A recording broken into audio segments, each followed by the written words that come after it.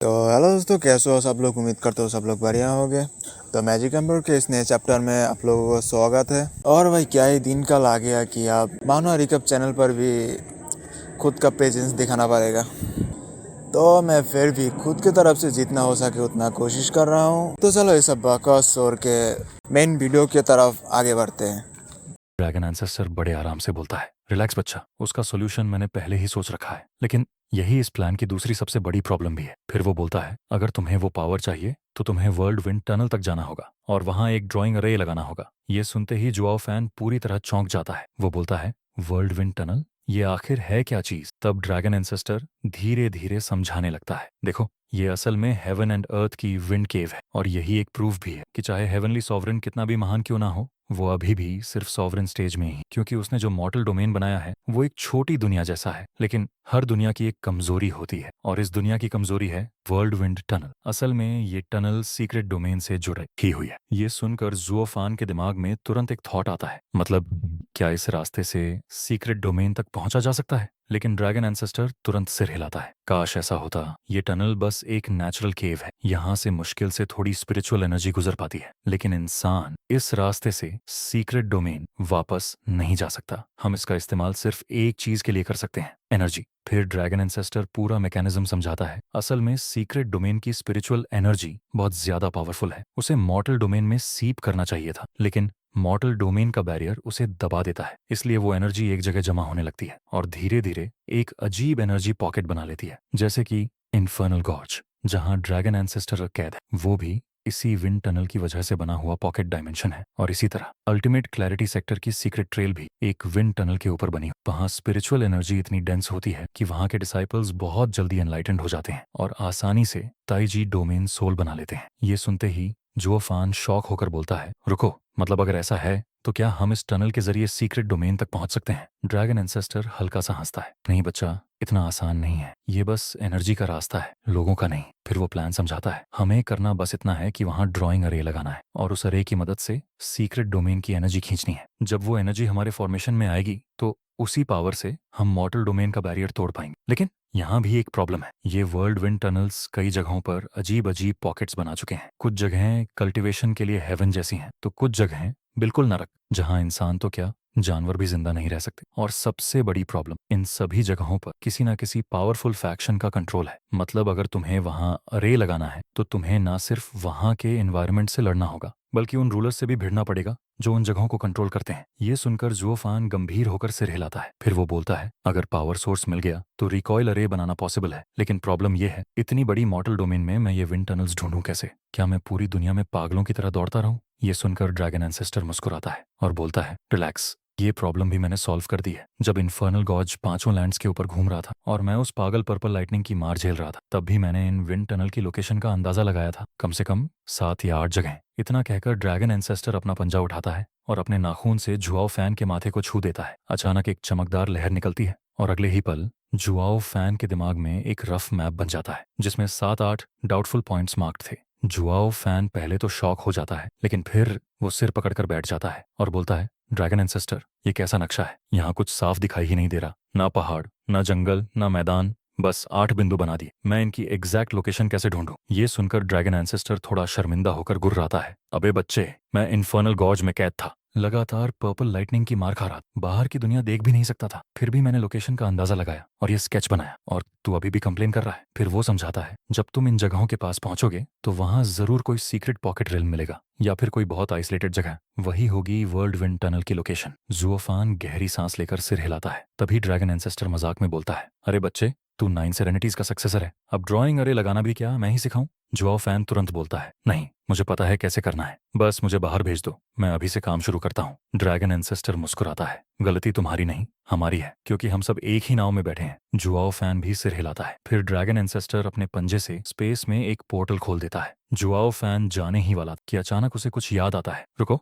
एक और बात है। ड्रैगन एंसेस्टर पूछता है, अब क्या हुआ? तभी जुआओ फैन अपनी स्टोरेज रिंग से एक बॉडी निकालता है। वो थी क्वियर, लेकिन वो बेहोश थी और बुरी तरह घायल भी। ये देखकर ड्रैगन एंसेस्टर चौंक जाता है, ये क्या है? जूफान धीमे से बोलता है, ये मेरी बेटी है। लिन के भयानक वार के बाद से ये इसी हालत में है। मैंने बहुत कोशिश की लेकिन इसे ठीक नहीं कर पाया, इसलिए मैं उम्मीद करता हूँ कि शायद ड्रैगन एंसेस्टर के पास कोई सॉल्यूशन हो। ड्रैगन एंसेस्टर ध्यान से उसे देखता है और अचानक चिल्ला उठता है, रुको। इसके अंदर मुझे बजर्क पर्पल लाइटनिंग महसूस हो रही है। ये बिल्कुल वैसी है जैसी हेवन स्प्लिटिंग थंडर फीनिक्स की होती है। और फिर वो हैरान होकर पूछता है, और क्या कुनपेंग ने इसका माइंड भी खोल दिया? जूफान सिर हिलाता है, हाँ, ये पर्पल लाइटनिंग से पैदा हुई थी। ये सुनते ही ड्रैगन एंसेस्टर जोर से हंस पड़ता है। हाँ, तो बात ऐसी है, हम 5 सीक्रेट बीस्ट के लिए ये बहुत बड़ी खुशखबरी है। लगता है हेवन खुद हमारा साथ दे रहा है। अब हेवनली सॉवरेन के खिलाफ जीतने की हमारी चांसेस 30% बढ़ गई हैं। और यहीं से स्टोरी और भी क्रेजी होने वाली है, क्योंकि ड्रैगन एंसेस्टर केयर को इवॉल्व करने वाला है एक सच्चे सीक्रेट बीस्ट में। तो अब सीन और भी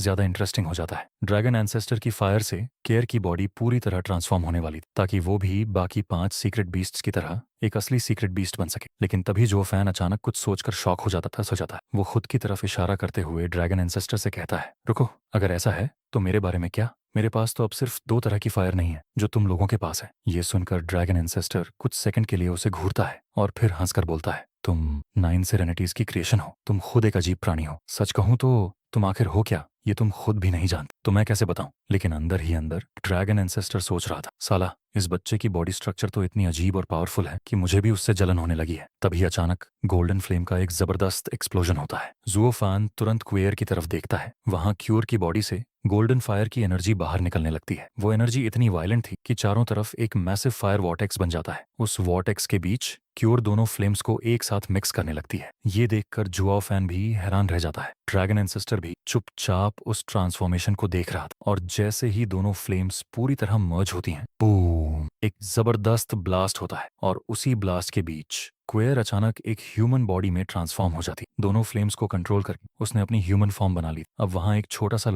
था। जुओ फैन उसे देखकर शॉक हो जाता है। दूसरी तरफ ड्रैगन एंसेस्टर भी हैरान होकर बोलता है, हाँ, आखिरकार इसने ह्यूमन फॉर्म ले ही ली। अगर इसे सही ट्रेनिंग मिले तो ये निश्चित रूप से अगली जनरेशन की थंडर फीनिक्स बनेगी। और जब ये हमारे साथ शामिल होगी तो जल्द ही 5 सीक्रेट बीस्ट फिर से दुनिया में दिखाई देंगे। दूसरी तरफ जो फान उस बच्चे को देखकर धीरे से पूछता है, केयर, क्या ये सच में तुम हो, मेरी बेटी? वो बच्चा मुस्कुराकर बोलता है, हाँ डैडी, मैं ही हूँ। इतना कहते ही वो दौड़कर जुआओ फैन से लिपट जाता है और बोलता है, मैं ही आपकी बेटी क्वीर हूँ। डैडी, क्या आप मुझे पहचान नहीं पा रहे?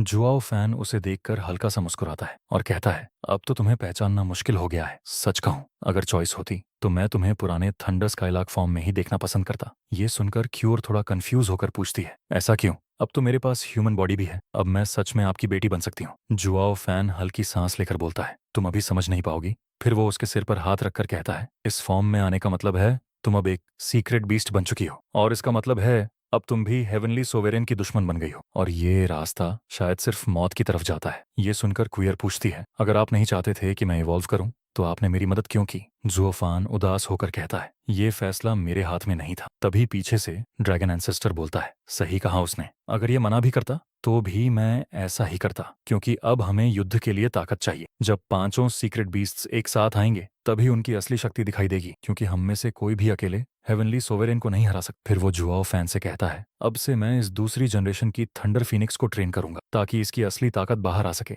लेकिन क्यूर तुरंत जुआओ फैन से लिपट जाती है और कहती है, नहीं, मैं अपने पिताजी के साथ जाना चाहती हूँ। मैं उन्हें छोड़कर कहीं नहीं जाऊंगी। ड्रैगन एंसेस्टर सिर हिलाकर कहता है, नहीं, भले ही जुआओ फैन जीनियस हो लेकिन वो इंसान है। उसने कभी असली थंडर फीनिक्स को नहीं देखा। वो तुम्हारी असली पावर्स और एबिलिटीज नहीं समझता। तुम्हारा माइंड खुल चुका है। तुम पर्पल लाइटनिंग कंट्रोल कर सकती हो, लेकिन सही गाइडेंस के बिना तुम्हारी प्रोग्रेस बहुत स्लो होगी। मेरे गाइडेंस में ही तुम जल्दी थंडर फीनिक्स की डिवाइन स्किल्स सीख सकती हो। उसके बाद तुम अपने पिता के साथ जा सकती हो। ये सुनकर जुआओ फैन भी सहमत हो जाता है। वो क्वियर से कहता है, वो सही कह रहा है, तुम्हें जल्दी स्ट्रांग बनना होगा। मैं तुम्हें कुछ नहीं सिखा सकता। ड्रैगन एंसेस्टर ही तुम्हारे लिए सबसे सही टीचर है। फिर जुआओ फैन पीछे हटकर बोलता है, ड्रैगन एंसेस्टर, बैरियर खोलो, मुझे बाहर जाना है। पीछे से क्वियर घबराकर बोलती है, पिताजी, आप ऐसा नहीं कर सकते। ड्रैगन एंसेस्टर मुस्कुराकर जुआओ फैन से कहता है, अच्छा लड़का, तुम सच में बड़े काम करने के लिए बने हो। फिर वो स्पेस में एक क्रैक खोल देता है। जुआओ फैन बाहर जाने लगता है। तभी पीछे से क्यूअर रोते हुए कहती है, पिताजी, जब से मैं पैदा हुई हूँ मैंने आपको कभी नहीं छोड़ा, तो आज आप मुझे अकेला क्यों छोड़ रहे हैं? ये सुनकर जुआओ फैन कुछ पल के लिए अपनी आंखें बंद कर लेता है। फिर धीरे से आंखें खोलकर आगे बढ़ने लगता है और मन ही मन सोचता है, मैं जिस रास्ते पर चल रहा हूँ उससे अब मुझे कोई नहीं बचा सकता। और शायद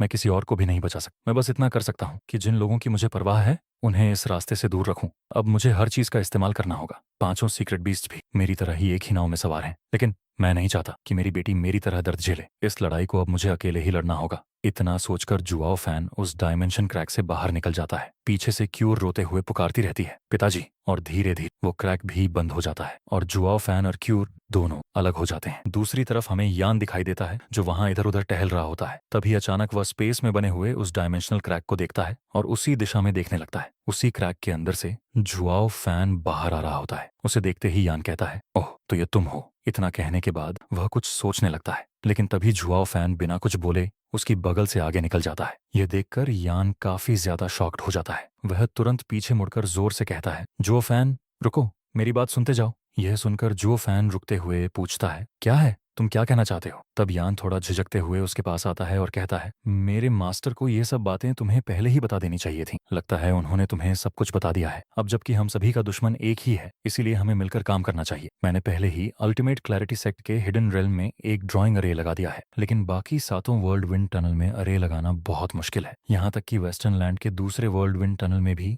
अरे लगाना आसान नहीं हो। लेकिन अगर हम दोनों साथ मिल जाएं तो वेस्टर्न लैंड वाले वर्ल्ड विंड टनल में ड्राइंग अरे लगाना हमारे लिए काफी आसान हो जाएगा। आखिरकार हम दोनों वेस्टर्न लैंड के ही डिसाइपल हैं। यह सुनकर जुओफान शांत आवाज में कहता है, तुम्हें जाकर डबल ड्रैगन गैदरिंग का डिसाइपल बन जाना चाहिए। यह सुनते ही यान थोड़ा शॉक्ड हो जाता है, लेकिन जुआओ फैन वहां से आगे बढ़ते हुए कहता है, मैं ये काम अकेले भी कर सकता हूँ, मुझे तुम्हारी जरूरत नहीं है। तभी यान उसे रोकते हुए कहता है, रुको, मेरे मास्टर चाहते हैं कि हम दोनों मिलकर सभी जगह रिकॉल एरो लगाएं। लेकिन जुओफान चलते चलते ही जवाब देता है, इसकी कोई जरूरत नहीं है। फिर वह यान की तरफ देखकर कहता है, तुमने यहाँ मेरी जान बचाई थी, मैं इस एहसान का बदला जरूर चुकाऊंगा। यह सुनकर यान पहले तो थोड़ा हक्का बक्का रह जाता है, फिर झिझकते हुए जोर से कहता है, सीनियर ब्रदर, ये जूनियर आपको ग्रीट करता है। यह सुनकर जुआओ फैन थोड़ा शॉक्ड हो जाता है और अजीब सा रिएक्शन देते हुए पूछता है, अभी अभी तुमने मुझे क्या कहा? तब यान झुकते हुए कहता है, सीक्रेट बीस्ट की दुनिया का नियम हमेशा से यही रहा है, जो जीतता है वही राजा होता है, और तुमने हमारी शर्त जीत ली थी और मुझे लड़ाई में हरा दिया था, इसलिए अब से तुम मेरे सीनियर ब्रदर हो। यह सुनकर जुआओ फैन हल्का सा मुस्कुराते हुए कहता है, छोड़ो भी, ये जंगली जानवरों का नियम है, हम इंसान हैं, हमें ये क्यों मानना चाहिए? फिर वह आगे कहता है, लेकिन फिर भी तुमने मेरी मदद की थी, इसीलिए मैं तुम्हारा एहसान मानता हूँ और भविष्य में जरूर चुकाऊंगा, लेकिन अब से हमारा कोई संबंध नहीं रहेगा। यह सुनकर यान जोर से कहता है, नियम चाहे कुछ भी हो, मैं तो हार चुका हूँ, इसीलिए मैं तुम्हें अपना राजा मानता हूँ। फिर वह कहता है, और हाँ, मेरे सीनियर ब्रदर ने मुझे एक जेट स्लिप भेजी थी, उसमें लिखा है कि मिस यू ठीक है, और वहाँ सभी लोग तुम्हें मरा हुआ समझ रहे हैं। डबल ड्रैगन मैनर के लोग मुझे वहाँ जल्दी बुला रहे हैं। ब्रदर, क्या तुम मेरे साथ वहाँ चलोगे, या फिर मैं जाकर सबको बता दूं कि तुम अभी भी जिंदा हो? यह सुनकर जुआओ फैन अचानक रुक जाता है। थोड़ी देर सोचने के बाद वह कहता है, इसकी कोई जरूरत नहीं है, अगर वे लोग मुझे मरा हुआ समझ रहे हैं तो बस यही मान लो कि मैं मर चुका हूँ। इतना कहकर जुआओ फैन वहां से चला जाता है। दूसरे सीन में हमें क्वाड्रो किंगडम दिखाया जाता है। वहां के एक बड़े मार्केट में लोग स्पिरिट बीस्ट से जुड़ी चीजों का व्यापार कर रहे होते हैं। कोई स्पिरिट बीस्ट की खाल बेच रहा है, कोई हड्डियां, तो कोई उनसे बनी हुई पिल्स। उसी भीड़ के बीच हमें एक चोगा पहने हुए जुओफान दिखाई देता है, जो मार्केट से गुजरते हुए अपने मन में सोच रहा होता है, मुझे पता है कि अब से मुझे इस दुनिया में अकेले ही सफर करना होगा, लेकिन फिर भी मैं एक बार उन्हें फिर से देखना चाहता हूँ, एल्डर युआन, ब्लू क्लैन और मेरी वह खूबसूरत पत्नी। फिर वह सिस्टर चुचू के चेहरे को याद करते हुए सोचता है, अगर मैं एक बार भी उसकी तरफ देख लूं तो शायद मैं उसे छोड़कर कभी जा ही नहीं पाऊं। लेकिन फिर वह खुद को संभालते हुए सोचता है, अब मुझे हेवनली एम्परर का सामना अकेले ही करना होगा। मैं नहीं चाहता कि मेरी वजह से मेरे किसी भी फैन हल्का सा हंसते हुए बोला, क्या हुआ, अभी तो तुम सब मुझे मारने वाले थे? सबने तुरंत सिर हिलाया, नहीं नहीं, क्योंकि उन्हें पता था अगर उन्होंने हमला किया तो एक ही झटके में मर जाएंगे। फिर जुआओ फैन मुस्कुराते हुए बोला, अब समझ आया कि क्वांगरोंग का एम्परर इतना मूर्ख क्यों था जो तियानयों के झगड़े में कूद पड़ा। तुम लोग सिर्फ ताकत के भरोसे चलते हो, बिना सोचे हमला कर देते हो। अगर इसे बहादुरी कहें तो यह बस किसी को मूर्ख कहने का सभ्य तरीका है। यह सुनकर क्वांगरोंग के लोग अंदर ही अंदर जल उठे, लेकिन कोई हमला करने की हिम्मत नहीं कर पाया। फिर जुआओ फैन बोला, घबराओ मत, मैं तुम्हें मारने नहीं आया, मैं तो बस कुछ सवाल पूछना चाहता था और फिर यहाँ से चला जाऊंगा। यह सुनते ही सबने राहत की सांस ली। फिर जुआओ फैन ने वेटर से पूछा, तू जो युद्ध की बात कर रहा था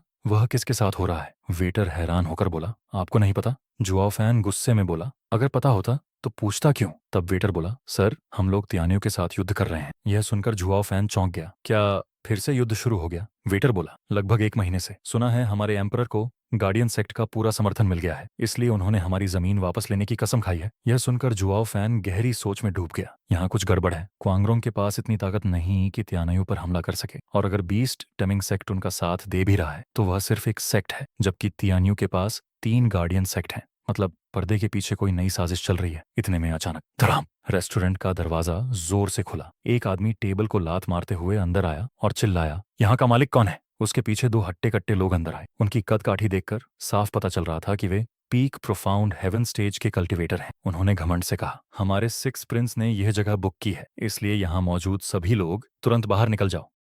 आदमी टेबल को लात मारता है और चिल्लाता है, ओए, यहाँ का मालिक कौन है? उसके साथ ही भारी भारी कदमों की आवाज आती है और दरवाजे से 2 हट्टे कट्टे गुंडे अंदर घुसते हैं। अंदर आते ही दोनों छाती फुलाकर बोले, सुनो सब लोग, इस जगह को हमारे 6 प्रिंस ने बुक किया है, तो जो जहां बैठा है वो अभी के अभी दफा हो जाए। दोनों ऐसे खड़े थे जैसे पूरी दुनिया के बाप वहीं हो। चेहरे पर इतना घमंड था कि देखकर ही समझ आ जाए ये दोनों पूरे घमंडी कुत्ते हैं। लेकिन उन्हें यह नहीं दिखा कि वहां बैठे बाकी लोग क्यों चुप हैं। सबके चेहरे पर डर साफ दिख रहा था। फिर उनमें से एक और जोर से चिल्लाया, क्या हुआ? सब बहरे हो गए क्या? कहा ना 6 प्रिंस आने वाले हैं, निकलो यहां से। लेकिन तभी आसपास बैठे लोग उसे चुप रहने का इशारा करने लगे। कोई धीरे से बोला, पागल है क्या? उसे मत छेड़, वरना आज सब मर जाएंगे। पर उन बेवकूफों को कुछ समझ ही नहीं आया। और तभी जुआओ फैन ने सिर उठाया। उसकी आंखों में हल्की सी ठंडक थी और उसने बिल्कुल शांत आवाज में कहा, ये 2 पागल कुत्ते कहाँ से आ गए? फिर जम्हाई लेते हुए बोला, इतना भौंक रहे हो कि मेरे कान दुखने लगे। हिम्मत कैसे हुई? बस ये सुनते ही दोनों गुंडे भड़क गए। ओए कमीने, तू जानता भी है हम कौन हैं? हम 6 प्रिंस के आदमी। लेकिन उनकी बात पूरी होने से पहले ही बूम, 1 सेकंड, सिर्फ 1 सेकंड, और अगले ही पल दोनों की बॉडी हवा में फटकर खून की बूंदों में बदल गई। हाँ, लिटरली। अभी जो 2 आदमी खड़े थे, अब वहां सिर्फ खून के छींटे बचे थे। पूरा रेस्टोरेंट सन्न। किसी का रंग पीला पड़ गया, कोई डर के मारे जमीन पर बैठ गया। सबके दिमाग में एक ही सवाल घूम रहा, अभी क्या हुआ? 2 पीक प्रोफाउंड हेवन स्टेज के कल्टीवेटर्स एक पंच में उड़ गए। ये आदमी है या मौत का देवता? और दूसरी तरफ जुआफान बस कुर्सी पर बैठा बड़बड़ा रहा था। अब जाकर थोड़ी शांति हुई। फिर सोचने लगा, लेकिन जाऊं तो जाऊं कहाँ? साला नक्शा भी बेकार निकला। उधर बाकी लोग आपस में फुसफुसाने लगे, भाई ये बंदा तो बिल्कुल भी रहम नहीं करता। 2 लोगों को ऐसे उड़ा दिया जैसे मक्खी मार दी हो। लेकिन असली प्रॉब्लम अब शुरू होने वाली, क्योंकि तभी दरवाजा खुला और एक लंबी दाढ़ी वाला बूढ़ा अंदर आया। आते ही चिल्लाया, ओए तुम दोनों, काम खत्म हुआ या नहीं? 6 प्रिंस अभी आने वाले हैं। लेकिन जैसे ही उसकी नजर जमीन पर पड़े खून पर गई, वो चिल्लाया, ये क्या बकवास है? मैंने कहा था ना, बेवजह लोगों को मत मारो। वो अभी भी यही सोच रहा था कि खून उन्हीं गुंडों ने फैलाया है। लेकिन वहां बैठे लोग बस उसे देख रहे थे। किसी ने कुछ नहीं कहा, क्योंकि सच सुनकर तो उसका दिल ही बैठ जाता। फिर बूढ़ा बोला, अरे अभी भी इतने लोग क्यों बैठे हैं? 6 प्रिंस आने वाले हैं। लेकिन तभी उसकी नजर सबकी नजरों का पीछा करते करते एक आदमी पर जाकर रुकी, जुआओ फैन। उसने ध्यान से देखा और उसका दिल धक से रह गया। रेडियंट स्टेज, और वो भी एथलेयर। उसके माथे पर पसीना आ, क्योंकि प्रिंस के पूरे महल में भी कोई इतना ताकतवर नहीं। वो तुरंत झुक गया। लेकिन जुआओ फैन अभी भी अपनी सोच में खोया था। उसे तो आसपास का माहौल भी समझ नहीं आ रहा था। फिर बूढ़े ने वेटर से पूछा, वो 2 आदमी कहाँ गए? वेटर ने खून की तरफ इशारा करके कहा, आप उन्हीं पर खड़े हैं। बस ये सुनते ही बूढ़े के पैरों तले जमीन खिसक गई। अब उसे समझ आया कि उसके दोनों आदमी अब खून बन चुके हैं। उसने मन ही मन सोचा, साला बड़ी गड़बड़ हो गई। Eighth layer radiant stage cultivator से पंगा लेना, सीधा मौत को बुलाना है। और अगले ही पल वो 2 कदम पीछे हटा और फिर भाग गया। हाँ, लिटरली भाग गया, इतनी तेजी से कि लोग देखते रह गए। कोई बोला, ये वही लोग हैं जो 6th प्रिंस के महल में रहते हैं, कमजोरों को डराते हैं और असली ताकत देखकर दुम दबाकर भाग जाते हैं। लेकिन जुआओ फैन को अभी भी कुछ फर्क नहीं पड़ा। वो अभी भी अपनी सोच में खोया था। लेकिन कुछ ही देर बाद दरवाजा फिर खुला। इस बार 4 जबरदस्त औरा अंदर आए, 4 एल्डर्स, और उनके आगे एक गोल्डन बालों वाला बूढ़ा। उसकी प्रेजेंस देखकर ही सब समझ गए, ये असली एक्सपर्ट है। वो धीरे धीरे जुआफान के पास आया और झुककर बोला, मैं क्वाद्रोंग एम्पायर का हाई वेनरेबल जिन बुहान हूँ, 6th प्रिंस का आदमी। हमारे लोगों की बदतमीजी के लिए माफी चाहता हूँ। लेकिन जुआओ फैन ने बस एक ही शब्द कहा, दफा हो जा। बस इतना सुनते ही बाकी एल्डर्स भड़क गए, ओए बदतमीज तू। लेकिन जिन बुहान ने हाथ उठाकर उन्हें रोका और शांत आवाज में बोला, हम लड़ना नहीं चाहते। हम अपने मरे हुए लोगों को भी भूल सकते हैं, लेकिन इंपीरियल फैमिली से दुश्मनी लेना अच्छा आइडिया नहीं है। वो सोच रहा था बात यहीं खत्म हो जाएगी, लेकिन उसे नहीं पता था कि वो किससे बात कर रहा है। जुआओ फैन हंस पड़ा, इतनी लंबी बकवास क्यों कर रहे हो बूढ़ों? कुत्ते जो ज्यादा भौंकते हैं वो काट नहीं पाते। फिर उसने अपनी एनर्जी रिलीज की और मुस्कुराकर बोला, तुम लोग इतने देर से भौंक रहे हो, कहीं ऐसा तो नहीं कि तुम्हारे दांत ही सड़ गए हैं? बस अब चारों एल्डर्स का खून खौल गया। और तभी जिन बुहान चिल्लाया, अगर आज हमने कदम नहीं उठाया तो पूरी दुनिया हमें हंसी का पात्र बना देगी। और वो अटैक करने के लिए झपटा। लेकिन तभी एक आवाज आई, रुको। सब रुक गए। पीछे से एक नौजवान अंदर आया और जैसे ही एल्डर्स ने उसे देखा सब झुक गए। Six Prince. लेकिन प्रिंस सीधे जोफान के पास आया और पूछा, तुम कौन हो? जोफान ने बिना देखे जवाब दिया, मैं वही हूँ जिसने तेरे 2 कुत्तों को मारा है और अब 4 और कुत्ते आए हैं। अगर मरना है तो लाइन में लगो। लेकिन अगले ही पल प्रिंस उछल पड़ा। उसकी आंखें चमक उठीं। तुम जुआओ फैन हो? तुम जिंदा हो? मैं तो तुम्हारा सबसे बड़ा फैन हूँ। पूरा रेस्टोरेंट सन। जुआओ फैन भी शौक में। उसने सिर खुजाते हुए कहा, ये कौन सा जोकर आ गया? वो भौहें सिकोड़कर बोलता है, एक मिनट, हम लोग पहले कहीं मिले हैं क्या? मुझे तो याद नहीं आ रहा कि मैंने तुम्हें पहले कभी देखा हो। सिक्स प्रिंस हंसते हुए बोलता है, आपने मुझे नहीं देखा होगा लेकिन मैंने आपको देखा है। और भाई, क्या देखा है? फिर वो पूरा फ्लैशबैक खोल देता है। वो बताता है कि जब डबल ड्रैगन गैदरिंग हो रहा था तब उसे भी वहां बुलाया गया था, लेकिन वो फाइट में नहीं। वो वहां क्वांगरंग एम्पायर का रिप्रेजेंटेटिव बनकर जनता के बीच बैठा हुआ था और वहीं बैठकर उसने जुआ फान की हर एक फाइट देखी थी, और खासकर वो फाइट जिसमें जुआ फान ने बीस्ट टेमिंग सेक्ट को सिर्फ एक पंच में तबाह कर दिया था। प्रिंस बोलता है, भाई कसम से वो सीन आज भी मेरे दिमाग में है। एक ही पंच और पूरा सेक्टर ऐसे उड़ा जैसे कोई कचरा हो। उस दिन मैं लिटरली कुर्सी से उठकर चिल्ला पड़ा था। फिर वो आगे बोलता है कि उसने अपनी आंखों से देखा कि कैसे एक लो टियर सेक्टर का इंसान धीरे धीरे लड़ते लड़ते यहाँ तक पहुंचा, कैसे उसने एंडकीपर शिए लियन जैसे खतरनाक इंसान से टक्कर ली, कैसे उसने सबको हराकर 0 रैंकिंग हासिल की। और फिर क्या हुआ? उसकी वजह से उसका सेक्टर सीधे मिडिल 3 सेक्स के टॉप 3 में पहुंच गया। सिक्स प्रिंस बोलता है, उस दिन के बाद से मैं आपका पागल फैन हूँ, कट्टर फैन। अब जुओ फैन हल्का सा हंस देता है और बोलता है, अच्छा तो इसलिए मैं तुम्हें वहां देख नहीं पाया था। फिर अचानक जुआओ फैन की आंखें थोड़ी सी तेज हो जाती हैं। वो पूछता है, तुमने कहा कि तुम क्वांगरंग एम्पायर के सिक्स प्रिंस हो?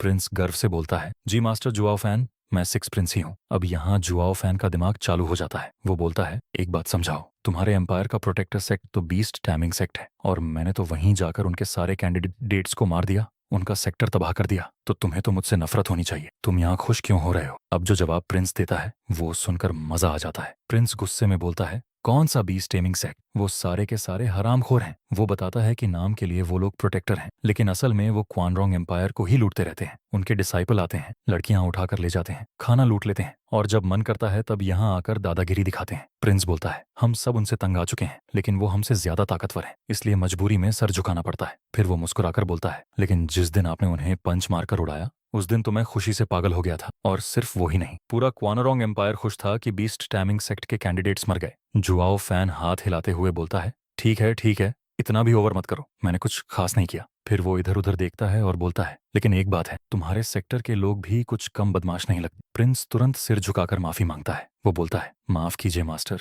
मैं अपने लोगों को डिसिप्लिन करने की कोशिश कर रहा हूँ, लेकिन आज ये लोग आपके लिए ही रेस्टोरेंट खाली करवा रहे थे। फिर प्रिंस अचानक जोर से चिल्लाता है और अपने एल्डर को बुलाता है, वेनरेबल जिन, आज से एक नया ऑर्डर जारी करता हूँ। अब प्रिंस पूरा भाषण देता है। वो बोलता है कि आज के बाद कोई भी उसके नाम पर किसी को परेशान नहीं करेगा, किसी आम आदमी पर रोब नहीं झाड़ेगा, किसी की चीज फ्री में नहीं उठाएगा और सबसे जरूरी एल्डर्स की इज्जत करेगा। फिर प्रिंस गुस्से में बोलता है, अगर किसी ने ऐसा किया तो उसका सर काट दिया जाएगा, क्योंकि आज उसके हीरो के सामने उसकी नाक कट गई थी। एल्डर जिन सिर झुकाकर बोलता है, जैसा आपने कहा प्रिंस, वैसा ही होगा। लेकिन अंदर ही अंदर वो सोच रहा होता है, ये लड़का जुआओ फैन खुद रेडियंट स्टेज के नीचे है, फिर भी इतना खतरनाक और इम्प्रेसिव है कि प्रिंस उसे अपना हीरो मान रहा है। उधर प्रिंस फिर से जुआओ फैन के पास आ जाता है। वो बोलता है, वैसे मास्टर, मैंने तो सुना था कि आप मर गए, लेकिन आप तो यहाँ जिंदा खड़े हो। आखिर ये पूरा चक्कर क्या है और आप क्वांगरंग एम्पायर में करने क्या आए हैं? जूफान ये सुनकर हंस पड़ता है। वो ठंडे अंदाज में बोलता है, क्या तुम्हें लगता है मुझे मारना इतना आसान है? दुनिया में कोई मुझे इतनी आसानी से नहीं मार सकता। बस ये सुनते ही प्रिंस फिर से पागल हो जाता है। वो बोलता है, देखा,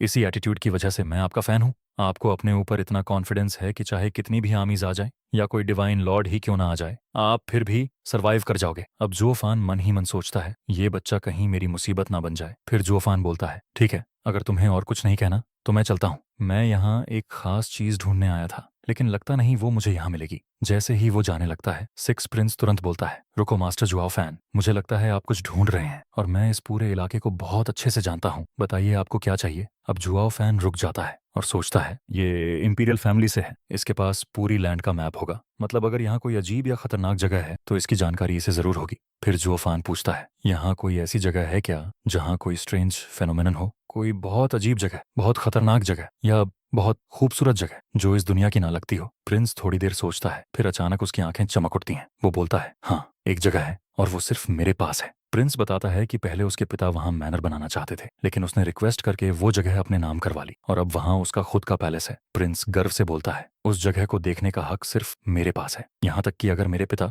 जो क्वानरोंग के एम्परर हैं, उन्हें भी वहां जाना हो तो उन्हें भी मुझसे परमिशन लेनी पड़ती है। जो फैन थोड़ा शॉक हो जाता है। प्रिंस फिर बोलता है, चलो पहले बैंकेट करते हैं, खाना खाते हैं, फिर वहां चलते हैं। लेकिन जुआओ फैन तुरंत मना कर देता है। वो बोलता है, मेरे पास इतना टाइम नहीं है, सीधे मुझे अपने मैंशन ले चलो। प्रिंस खुश होकर बोलता है, चलो फिर। दोनों जाने ही वाले होते हैं, तभी मास्टर जिन उन्हें रोकता है। वो प्रिंस को याद दिलाता है कि वो यहाँ असल में बीस्ट टेमिंग सेक्ट के मास्टर शी से माफी मांगने आए थे, क्योंकि प्रिंस का झगड़ा हुआ था एक लड़की को लेकर। लेकिन प्रिंस गुस्से में बोलता है, मैं उस कमीने बूढ़े से माफी क्यों मांगू? जिस लड़की को मैं पसंद करता था उसे वो हरामी मुझसे छीन कर ले गया। और एम्परर ने भी प्रिंस को मजबूर किया कि वो माफी मांगे, क्योंकि master she ethereal stage master है। लेकिन प्रिंस साफ मना कर देता है। वो बोलता है, तुम सब लोग उससे डरते हो, लेकिन मैं नहीं डरता। अगर मेरे पास पावर होती तो मैं उस कमीने बूढ़े को खुद मार डालता। मास्टर जिन डर कर बोलता है कि अगर मास्टर शी गुस्सा हो गया तो पूरा क्वांगरंग एम्पायर मुश्किल में पड़ सकता है। लेकिन प्रिंस हंसकर बोलता है, अब मेरे पास मास्टर जुओ फैन है। बताओ, क्या कोई इथेरियल स्टेज का बूढ़ा मेरे हीरो के सामने मुझे छू भी सकता है? उधर जुआओ फैन मन ही मन सोच रहा होता है, ये लड़का मुझे इस्तेमाल करने की सोच रहा है क्या? और सिक्स प्रिंस मुस्कुराते हुए बोलता है, मास्टर जुआओ, इनकी बातों को छोड़िए, चलते हैं, आपको वो खास जगह दिखाता हूँ। और भाई, यहीं से कहानी में आने वाला है एक बहुत बड़ा ट्विस्ट। तो अभी जो सीन चल रहा था वहां सिक्स प्रिंस बड़े कूल अंदाज में जुआ फैन से कहता है, आइए मास्टर जुआ, मेरे साथ चलिए, मैं आपको वो सीनरी दिखाता हूँ। उधर जैसे ही जुआ फैन जाने लगता है तभी वेनरेबल जिन उसे रोक लेते हैं। वो गंभीर आवाज में बोलते हैं, मास्टर जुआ फैन, मुझे नहीं पता आप कितने स्ट्रांग हैं, लेकिन हमारे सिक्स प्रिंस बहुत ही सीधा साधा लड़का है और उसने आपको अपना हीरो मान लिया है। फिर वो जुआओ फैन को ध्यान से देखते हुए बोलते हैं, हमें दिख रहा है कि आप रेडियंट स्टेज के 8वें लेवल पर हैं, लेकिन जो एल्डरशी यहाँ आने वाला है वो इथेरियल स्टेज का मास्टर है, और जब वो यहाँ आएगा तो वो बहुत गुस्से में होगा। मुझे नहीं लगता कि आप भी उस वक्त प्रिंस को बचा पाएंगे। फिर वो थोड़ा झुककर विनती करते हैं, प्रिंस तो बच्चा है, वो समझदारी नहीं दिखा रहा, लेकिन आप समझदार हैं, कृपया उससे कहिए कि थोड़ी देर रुक जाए, मास्टर शी के आने के बाद उससे माफी मांग ले, फिर आप जहां जाना चाहें चले जाना। फिर जिन आखिरी बात बोलते हैं जो सीधा धमकी जैसी लगती है, ये सब मैं सिर्फ प्रिंस की सुरक्षा के लिए कह रहा हूँ। अगर प्रिंस के साथ कुछ भी हुआ तो एम्परर आपको नहीं छोड़ेंगे, इसकी पूरी कीमत आपको चुकानी पड़ेगी। अब ये सुनकर जुआओ फैन धीरे धीरे उसकी तरफ मुड़ता है और उसे घूरने लगता है। फिर ठंडी आवाज में बोलता है, क्या तुम्हें सच में लगता है कि मैं उसके हीरो बनने के लायक नहीं हूँ? प्रिंस ने मेरे बारे में जो कुछ बताया वो सब सच है। फिर उसकी आंखों में खतरनाक चमक आ जाती है। अगर तुम्हें लगता है कि कोई छोटा मोटा इथेरियल स्टेज मास्टर मेरे लिए खतरा बन सकता है तो तुम बहुत बड़ी गलती कर रहे हो। ऐसे छोटे मोटे इथेरियल स्टेज वाले मैं अपने पैरों के नीचे कुचल देता हूँ। और फिर वो एक और खतरनाक लाइन बोल देता है, अगर तुम्हारा सिक्स प्रिंस मुझे वो चीज दे दे जो मैं ढूंढ रहा हूँ तो चाहो तो मैं तुम्हारे लिए पूरा का पूरा बीस्ट टेमिंग सेक्ट ही खत्म कर सकता हूँ। ये बोलकर जुआओ फैन सीधा वहां से निकल जाता है। उनके जाते ही मास्टर जिन सोच में पड़ जाता है। वो मन ही मन बड़बड़ाता है, ये लड़का रेडियंट स्टेज के 8वें लेवल पर है, लेकिन इसका कॉन्फिडेंस तो आसमान छू रहा है। शायद इसी एटीट्यूड की वजह से प्रिंस इसे इतना एडमायर करता है। फिर वो चिंतित होकर सोचता है, लेकिन असली समस्या तो अब आएगी, क्योंकि एल्डर शी एक इथेरियल स्टेज मास्टर है और वो बीस्ट टैमिंग सेक्ट से निकाला हुआ है, जिसकी वजह से वो हमेशा गुस्से में रहता है। अगर वो यहाँ आया और प्रिंस उसे नहीं मिला तो वो पागल हो जाएगा। तभी दूसरा एल्डर पूछता है, तो अब हम क्या करें? जिन गहरी सांस लेकर बोलता है, प्रिंस को अब रोका नहीं जा सकता, हमें बस उम्मीद करनी होगी कि एल्डर शी हमारी बात मान जाए। हम उससे माफी मांग लेंगे, शायद मामला शांत हो जाए। फिर वो सबको चिल्लाकर बोलता है, खड़े क्या हो, जल्दी से रेस्टोरेंट खाली करो और अंदर सबसे बढ़िया खाना तैयार करो ताकि एल्डर शी को अच्छे से सर्व किया जा सके। थोड़ी देर बाद एल्डर शी खुद वहां पहुंच जाता है और भाई, आते ही उसका एटीट्यूड देखो। वो गुस्से में बड़बड़ाता है, देखो तो सही, मेरे जैसा इथेरियल स्टेज मास्टर, एक छोटी सी गलती के लिए मुझे बीस्ट टैमिंग सेक्ट से निकाल दिया गया। फिर वो और गुस्से में बोलता है, और अब यहाँ एक छोटा सा कीड़ा मेरे सामने मेरी लड़की छीनने की कोशिश कर रहा था और अब उसके बाप के कहने पर मुझे उससे माफी मंगवाने आना पड़ रहा है। फिर वो हंसता है, हालांकि माफी तो वही लड़का मुझसे मांगेगा, लेकिन अगर उसने मेरे साथ बदतमीजी की तो मैं पूरे क्वानरोंग एम्पायर को मिटा दूंगा, चाहे उसका बाप एम्परर ही क्यों ना हो, मैं उसे भी नहीं छोड़ूंगा। तभी वो रेस्टोरेंट के अंदर आता है और इधर चारों एल्डर्स उसे झुककर ग्रीट करते हैं। शी उन्हें देखकर बोलता है, ये क्या है, तुम चार लोग यहाँ क्या कर रहे हो, तुम्हारा प्रिंस कहाँ है?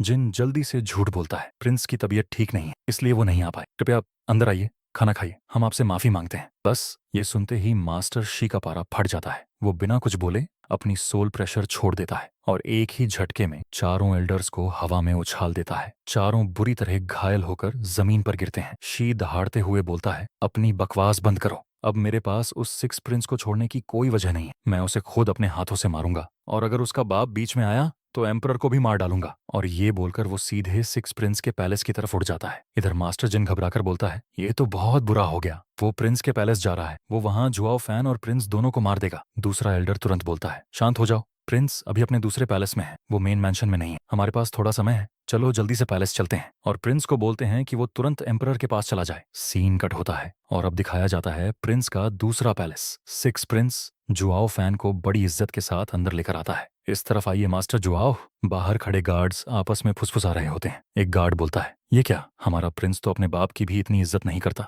फिर इस आदमी को इतनी रिस्पेक्ट क्यों दे रहा है। दूसरा गार्ड हंसकर बोलता है, मुझे लगता है ये उसका ससुर होगा। लगता है प्रिंस को भी किसी लड़की से प्यार हो गया है। अंदर जाकर प्रिंस उसे एक बड़े टावर में ले जाता है। वो बोलता है, मास्टर जुआ, जो खास जगह मैं आपको दिखाने लाया हूँ वो टॉप फ्लोर पर है। दोनों सीढ़ियां चढ़ते हुए ऊपर पहुंचते हैं। जैसे ही दरवाजा खुलता है, बालकनी के अंदर एक झरना बह रहा होता है। जुआओ फैन उसे देखकर बोलता है, तो तुम इस व्यू की बात कर रहे थे। प्रिंस गर्व से बोलता है, हाँ, क्वांगरोंग एक बैरन लैंड है, यहाँ नदियां नाले नहीं होते, इसलिए ये झरना एक बहुत बड़ा मार्वल है। यहाँ तक कि मेरे पिता भी इसे देखने के लिए मुझसे परमिशन लेते हैं। मैंने यहाँ 6 लेवल फॉर्मेशन लगाई है ताकि बाहर से ये सिर्फ पैलेस लगे, लेकिन अंदर ये वाटरफॉल छुपा रहे। ये सुनते ही जुआओ फैन गुस्से में चिल्ला देता है, बकवास बंद करो, तुमने कहा था ये कोई खास जगह है। हमारे त्यान्यू एम्पायर में मेरे ऐसे हजारों झरने हैं। फिर वो साफ बोलता है, मैं ऐसी जगह ढूंढ रहा हूँ जो खतरनाक हो या इतनी खूबसूरत कि इस दुनिया की ही ना लगे। प्रिंस शर्मिंदा होकर बोलता है, माफ कीजिए, मुझे और कोई जगह नहीं पता। जुआओ फैन मुड़ते हुए बोलता है, तो फिर मैं जा रहा हूँ, मुझे नहीं लगता क्वानरोंग में वो जगह मिलेगी। प्रिंस जल्दी से बोलता है, रुको,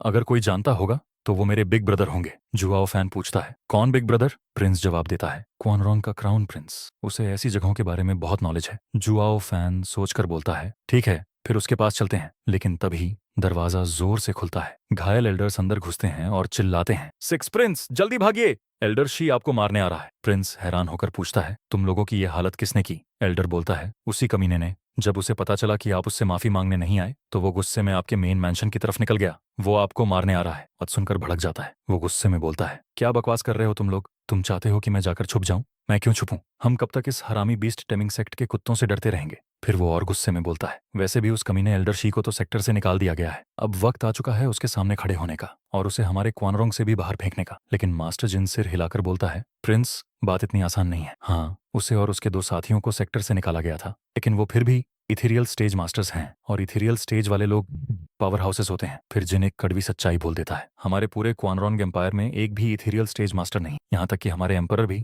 इथेरियल स्टेज में नहीं है। इसका मतलब साफ है, हमें उनसे डरकर ही रहना पड़ेगा। आपके पिता भी नहीं चाहते कि उनसे कोई पंगा लिया जाए, इसलिए उन्होंने आपको माफी मांगने को कहा था। ये सुनकर प्रिंस और ज्यादा चिढ़ जाता है। वो गुस्से में बोलता है, साले बूढ़े कमीने, उनकी वजह से हम डर डर कर जी रहे हैं। काश हमारे पास भी कोई इथियल स्टेज मास्टर होता। फिर वो अचानक बोलता है, ठीक है, मैं अभी फादर के पास जाता हूँ और उनसे कहता हूँ कि इन हरामियों को क्वानरोंग से ही निकाल दिया जाए। लेकिन जिन फिर सिर हिलाता है, प्रिंस इससे कुछ नहीं हो। एम्परर एक नाम के एम्परर हैं, लेकिन जब तक उनके पास ताकत नहीं, उनका आदेश बेकार है। एथेरियल स्टेज मास्टर्स को निकालना नामुमकिन है। अब प्रिंस थोड़ा घबरा जाता है और धीरे से जुआओ फैन की तरफ देखता है। बटलर जुआओ फैन, अब आप ही बताओ मुझे क्या करना चाहिए। जुआओ फैन आराम से खड़ा रहता है और हल्की सी मुस्कान के साथ बोलता है, अगर मैं यहाँ नहीं होता तो तुम्हारे लिए सबसे सही प्लान यही होता कि तुम इंपीरियल पैलेस में जाकर अपने बाप के पीछे छुप जाते। फिर वो चारों एल्डर्स को घूरता है और बोलता है, और तुम चारों बुढ़े खूसट, तुम लोगों के पास दिमाग नाम की चीज है भी या नहीं। खुद भागते हुए यहाँ आ गए। अरे बेवकूफों, तुम जेट स्लिप भेज सकते थे या कोई मैसेंजर भेज देते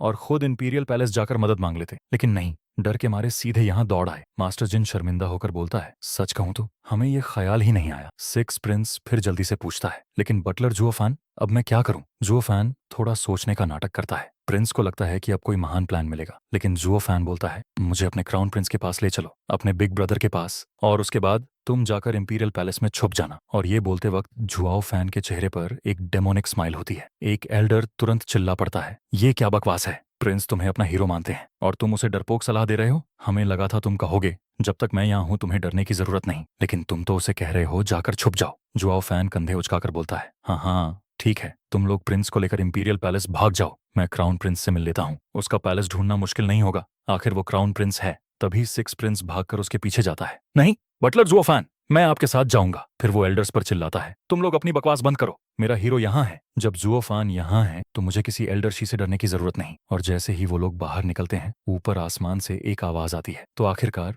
छोटे चूहे तू मुझे मिल ही गया। एल्डर शी हवा से नीचे उतरता है, उसकी आंखों में खून उतर चुका होता है। वो प्रिंस को घूर कर बोलता है, तूने मुझे बहुत गुस्सा दिलाया है। पहले तुम्हारा बाप मुझे पैलेस बुलाता है, कहता है मेरा बेटा माफी मांगेगा, और फिर तू मुझे सबके सामने बेइज्जत कर देता है। क्या तुझे लगा मैं तुझे जिंदा छोड़ दूंगा? अब तो तेरा बाप भी आ जाए तब भी मैं तुझे नहीं छोड़ूंगा। फिर वो आसपास देखता है, ओह सिर्फ रेडियंट स्टेज के 4 कुत्ते, तुम लोग इनसे अपनी जान बचाओगे। लेकिन तभी उसकी नजर जुआओ फैन पर पड़ती है और अचानक वो चिल्ला उठता है, तू। तो आखिर हम फिर मिल ही गए। 8 साल, पूरे 8 साल बाद जुआओ फैन भौहें चढ़ाकर बोलता है, हम पहले मिले हैं क्या। शी दांत पीसकर बोलता है, कमीने, तूने मेरी जिंदगी बर्बाद कर दी। ये सफेद बाल और तेरी वो पागल आंखें, मैं इन्हें कभी नहीं भूल सकता। फिर वो पूरी कहानी खोल देता है। 8 साल पहले बीस टेमिंग सेक्ट के 3 इथीरियल स्टेज एल्डर्स तियान्यू एम्पायर आए थे और लुओ फैमिली पर हमला किया था। तभी जुओफान ने अपनी अजीब पावर से उसकी बॉडी डिस्ट्रॉय कर दी थी। उसकी वजह से उन्हें कैप्चर किया गया और शर्मिंदगी के कारण सेक्टर ने उन्हें बैनिश कर दिया। शी पागलों की तरह हंसता है, तू मुझे पहचान नहीं पाएगा क्योंकि मेरी पुरानी बॉडी तूने चीर दी थी।